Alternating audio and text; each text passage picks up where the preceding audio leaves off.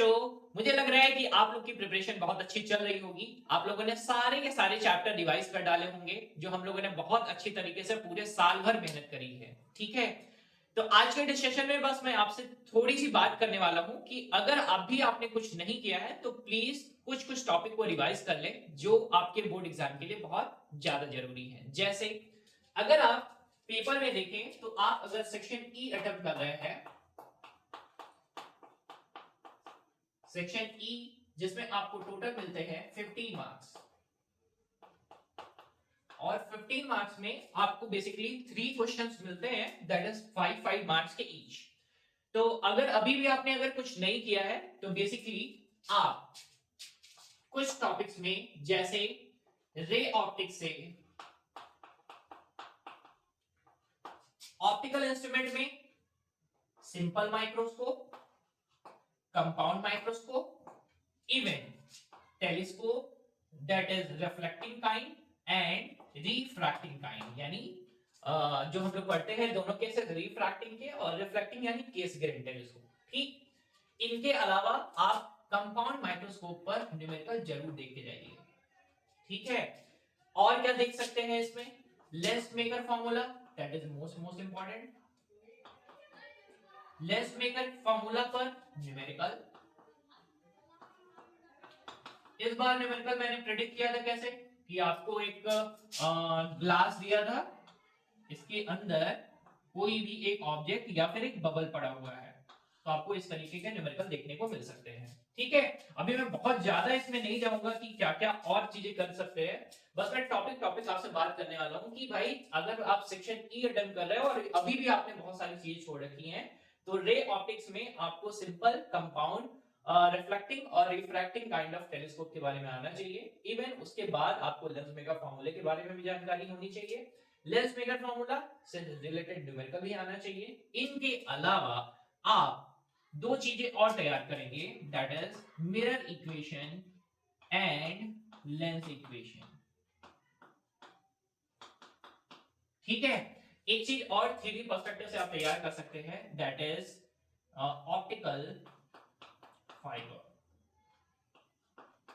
ठीक है, ये मैंने बताया है आपको 3 मार्क्स वाले क्वेश्चन की फर्स्ट पार्ट के लिए, यानी फर्स्ट क्वेश्चन के लिए। एक और नेक्स्ट जो दूसरा क्वेश्चन आपको देखने को मिल सकता है, that is from electrostatic potential in capacitance. बहुत इंपॉर्टेंट है ये।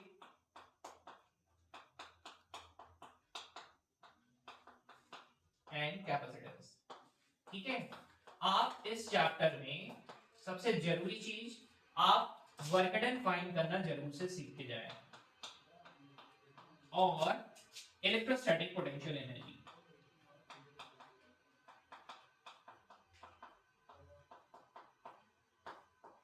मैंने इसमें एक प्रेडिक्शन किया था कि आपको इस बार फिर से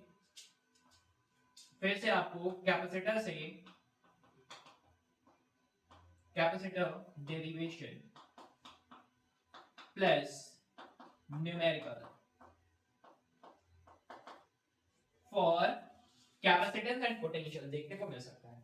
ठीक है, तो इस चैप्टर से आप इतना करके जाइए, अगर कुछ भी नहीं किया है तो इतना जरूर से कर लीजिए। इनके अलावा एक क्वेश्चन मैंने और प्रेडिक्ट किया है, दैट इज इसी चैप्टर से, दैट इज वो एनर्जी फाइंड करने वाला, हाफ cv स्क्वायर पर न्यूमेरिकल। ठीक, तो 5 नंबर वाले क्वेश्चन में, that is of section E, जिसमें आप ये पार्ट रे ऑप्टिक्स से इतना करके जरूर से जाएं। दूसरा, इलेक्ट्रोस्टैटिक पोटेंशियल इन कैपेसिटेंस से आप वर्क डन फाइंड करना सीखें।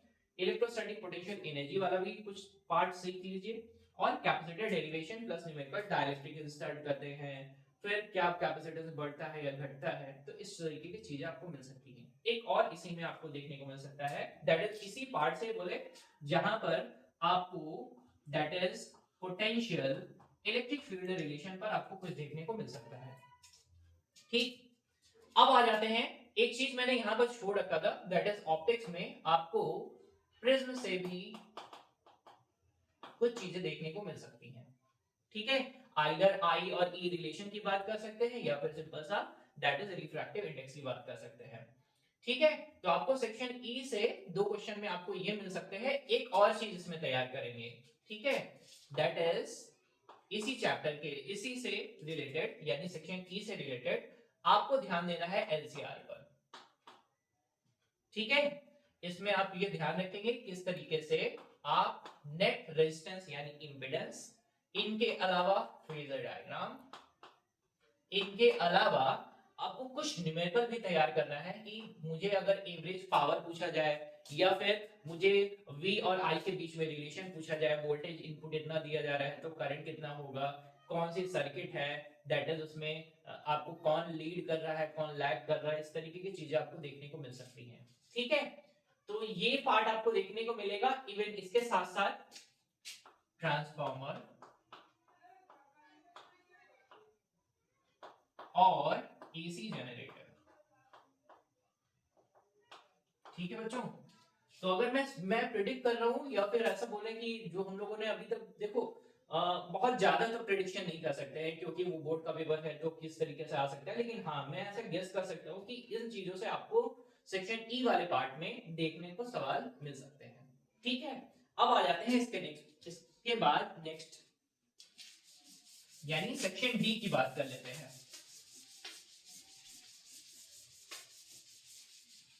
अगर मैं सेक्शन डी की बात करूं तो सेक्शन डी में बेसिकली बच्चों मैंने दो ही चीजें आपको बताई हैं कि दो ही चैप्टर आपको बेसिकली बताए हैं तैयार करने के लिए। फर्स्ट सेमीकंडक्टर और डुअल नेचर। ठीक है, इनसे आप सारी इंफॉर्मेशन पढ़ के रखिए।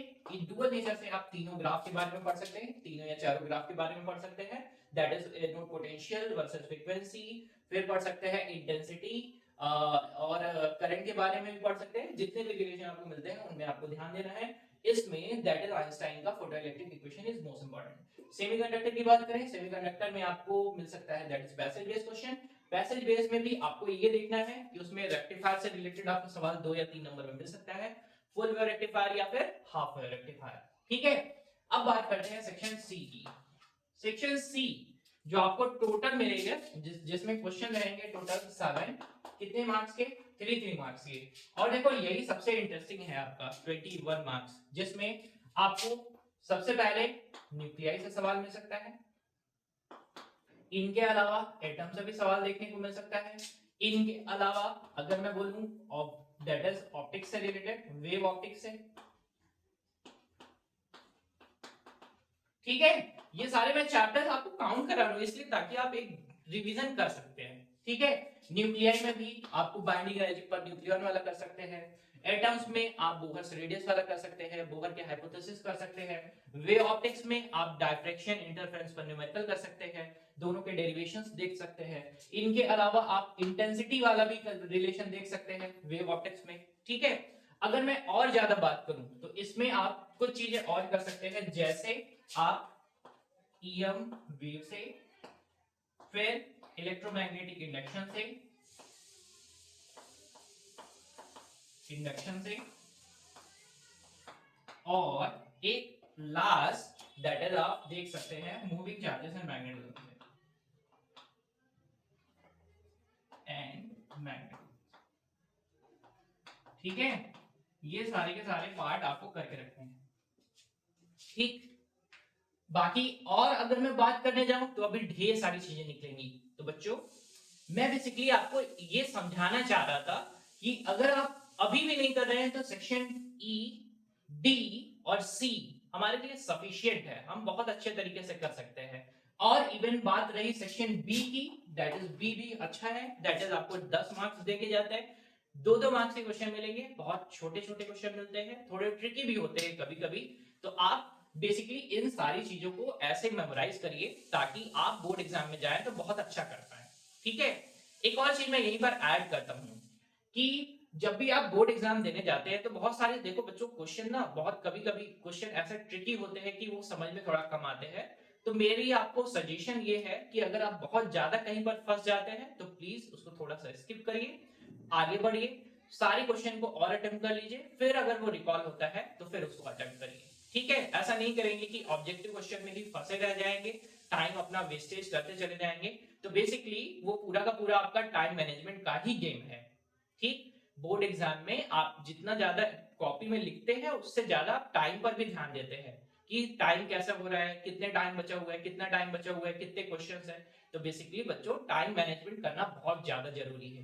ठीक है, तो आप क्वेश्चन को इस तरीके से अटेम्प्ट करिए कि आपका 2.5 आवर में ही आपका पेपर कंप्लीट हो जाए, आपके पास टोटल आधे घंटे आपके पास बचे रहे, ताकि आप प्रॉपर्ली रिवाइज कर पाए कि क्या क्या मैंने सही किया है या क्या क्या गलत किया है, कुछ छूटा तो नहीं है। ठीक है, इस तरीके से आप मैनेज कर सकते हैं। ठीक, बाकी और मैं एक चीज आपको और भी बोलना चाहूंगा कि ऐसा नहीं है कि एक दिन में बहुत ज्यादा हम पढ़ के जाए और एग्जाम में ऐसा लिख दें तो फिर वो काम बन जाता है। आपको बोर्ड के स्ट्रिक्ट पैटर्न को बहुत ध्यान से देखना पड़ता है।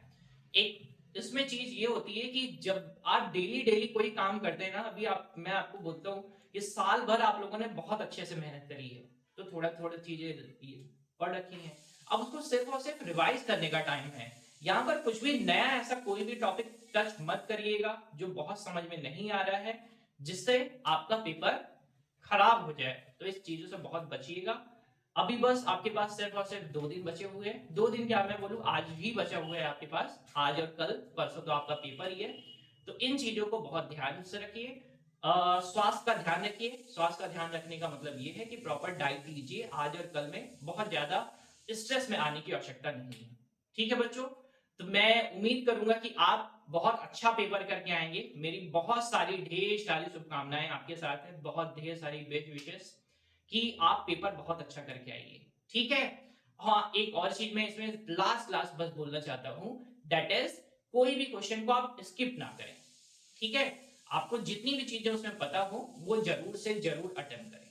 ठीक है बच्चों, thank you and best of luck. Best of luck.